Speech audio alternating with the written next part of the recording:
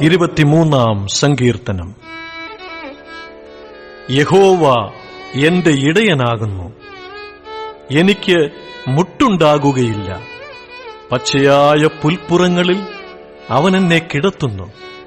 സ്വസ്ഥതയുള്ള വെള്ളത്തിനരികത്തേക്ക് എന്നെ നടത്തുന്നു. എന്റെ പ്രാണനെ അവൻ തണുപ്പിക്കുന്നു. തിരുനാമം നിമിത്തം എന്നെ നീതിപാതകളിൽ നടത്തുന്നു. കൂരിരുൾ താഴ്വരയിൽ കൂടി നടന്നാലും ഞാൻ ഒരു അനർത്ഥവും ഭയപ്പെടുകയില്ല. നീ എന്നോടുകൂടെ ഇരിക്കുന്നുവല്ലോ. നിന്റെ വടിയും കോലും എന്നെ ആശ്വസിപ്പിക്കുന്നു. എന്റെ ശത്രുക്കൾ കാൺകെ നീ എനിക്ക് വിരുന്നൊരുക്കുന്നു.